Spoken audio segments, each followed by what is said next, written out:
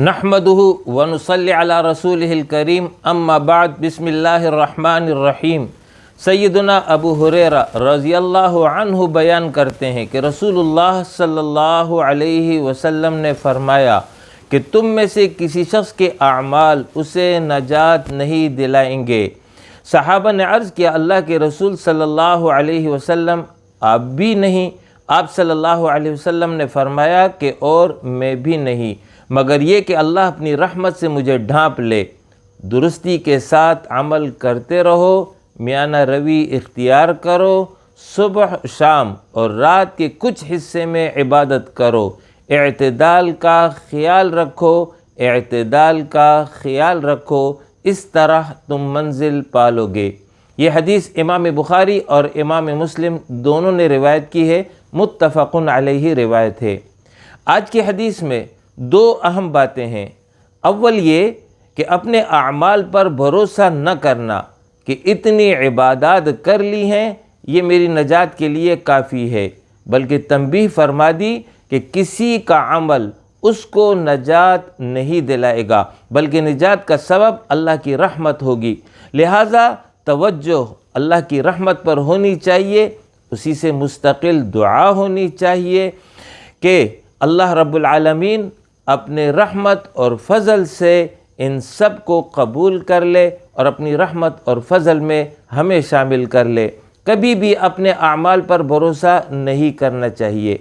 اب جب کہ رمضان ختم ہو گیا ہے، نیک اعمال کیے ہیں، تو خبردار قلب اور دماغ میں یہ بات نہ آنے دیں کہ بہت اعمال کر لیے ہیں، بلکہ یہ فضل الہی سمجھے، توفیق الہی سے یہ ممکن ہوئے ہیں، اور اسی سے یہ امید رکھیں کہ وہ اپنے فضل اور رحمت سے انہیں قبول فرمائے گا۔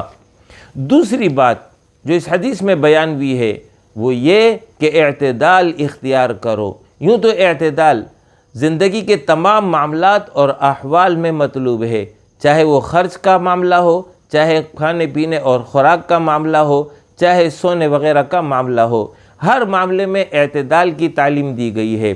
اس جگہ پر بطور خاص عبادت کا ذکر کیا گیا ہے کہ عبادت میں بھی میانہ روی اختیار کرو گے۔ مطلب یہ ہے کہ نہ تو سب کچھ چھوڑو گے کہ فرض بھی نہ کرو اور کوئی نیکی بھی نہ کرو، اور نہ ہی یہ کرو کہ دن اور رات ہر وقت مستقل ذکر و اذکار دعا میں مشغول رہو، مستقل روزے رکھو اور اپنے آپ کو باقی تمام معاملات سے ہٹا کر کے انہی کاموں میں مصروف اور مشغول کر دو۔ یہ دونوں طریقے درست نہیں ہیں، بلکہ اعتدال میں رہو گے، اس طرح کہ فرائض کی پابندی کرو گے، سنن اور مستحبات کا اہتمام کرو گے، صبح اور شام رات کا ذکر کیا ہے، یعنی صبح کے اذکار اور شام کے اذکار ان کا اہتمام کرو، رات کے کچھ حصے میں اذکار کا اہتمام ہونا چاہیے۔ تہجد ممکن ہو تو پڑھ لیا جائے، اور اگر آخری شب میں اٹھنا ممکن نہ ہو تو سونے سے قبل 2 رکعت تہجد کی نیت سے ادا کر لے، انشاءاللہ تعالی اللہ رب العالمین قبول فرمائے گا۔ مقصد حدیث کا یہ ہے کہ کچھ نہ کچھ کرو، نہ تو بہت زیادہ کرو اور نہ ہی بالکل چھوڑ دو، بلکہ اعتدال پر رہو گے تو انشاءاللہ تعالی منزل پر پہنچ جاؤ گے۔ جس طرح ایک مسافر کسی منزل پر پہنچنے کے لیے روانہ ہو تو اگر وہ تیز رفتاری اور دوڑتے ہوئے چلتا جائے تو کچھ دیر کے بعد بالآخر تھک ہار کر جو ہے وہ بیٹھ جائے گا اور اس طرح اپنی منزل پر نہ پہنچ سکے گا۔ اور دوسری صورت یہ ہے کہ اپنی جگہ بیٹھا رہے، سستی کا شکار ہو تو کبھی بھی منزل پر نہیں پہنچ سکتا۔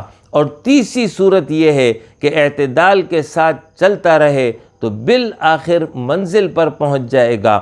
مومن کی منزل رب کی رضا ہے، منزل جنت ہے، تو اس منزل کے حصول کا طریقہ یہ ہے کہ عبادات میں اور باقی اعمال میں میانہ روی ہو تو انشاءاللہ تعالی اپنی منزل کو پہنچ جائے گا۔ اور یہی بات اس حدیث سے بھی واضح کرتا ہوں کہ جس میں سیدنا انس رضی اللہ عنہ بیان کرتے ہیں کہ 3 اشخاص رسول اللہ صلی اللہ علیہ وسلم کی عبادت کے متعلق معلومات لینے کی غرض سے ازواج مطہرات کی خدمت میں حاضر ہوئے۔ اندرون خانہ آپ کی عبادات کی تفصیلات جب بتائی گئی کہ آپ رات کو سوتے بھی ہیں، حاجت بھی پورے کرتے ہیں، تہجد کی نماز بھی پڑھتے ہیں اور روزہ رکھتے بھی ہیں اور کبھی افطار بھی کرتے ہیں، یعنی کبھی روزہ رکھتے ہیں اور کبھی روزہ نہیں رکھتے۔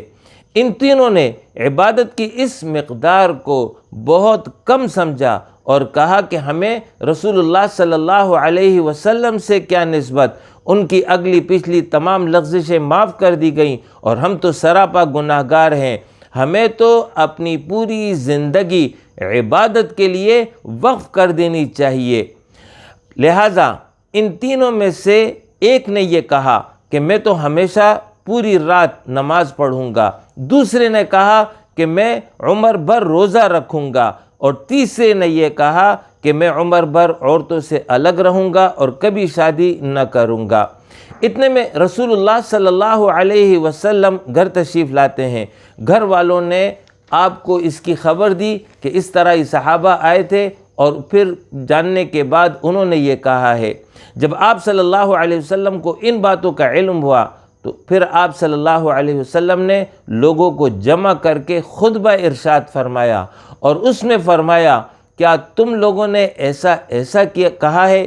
سن لو، خدا کی قسم میں تم سے بدرجہ زیادہ خدا سے ڈرتا ہوں، اس کے باوجود میں دن میں کبھی روزے رکھتا ہوں اور کبھی افطار کرتا ہوں، رات میں سوتا بھی ہوں اور عبادت بھی کرتا ہوں، اور عورتوں سے شادی بھی کی ہے جس سے حاجت پوری کرتا ہوں۔ پس جس نے میری سنت اور میرے طریقے سے اعراض کیا اس کا مجھ سے کوئی تعلق نہیں ہے۔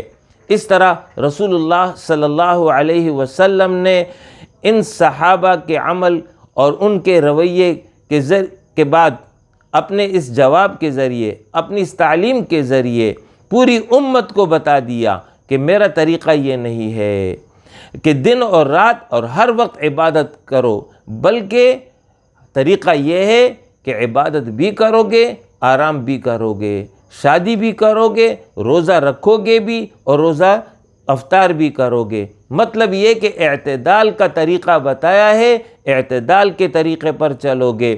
آپ صلی اللہ علیہ وسلم نے فرمایا کہ دین آسان ہے، لہٰذا بے جا سختی اپنے پر نہ کرنی چاہیے۔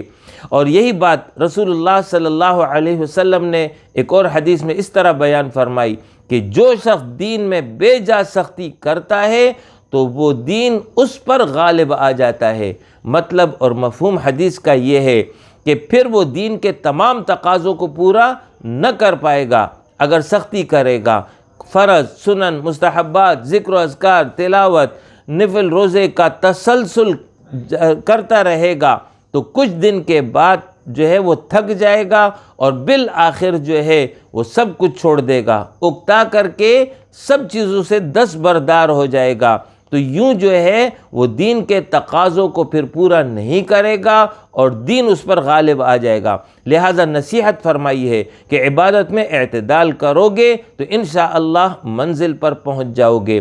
اب جب کہ رمضان میں کثرت اعمال ہوئے ہیں، دن میں روزہ تھا، رات میں قیام اللیل تھی، تراویح تھی، تلاوت قرآن تھا، ذکر و اذکار تھا، انفاق تھا، دعا، توبہ، استغفار، اعتکاف، یہ سب مختلف عبادات تھی جو اختیار کی گئی ہیں۔ لہٰذا اب رمضان کے بعد نہ تو اس طرح ہونا چاہیے کہ فرائض کو بھی چھوڑ دے اور تمام اعمال سے غافل ہو جائے، اور نہ ہی اس طرح ہو کہ وہ جو ہے مسلسل انہی عبادات میں مشغول رہے، ذکر و اذکار کرتا رہے، مستقل روزے رکھے، بلکہ اس کو چاہیے کہ طریقہ یہ ہے کہ اعتدال میں رہے گا۔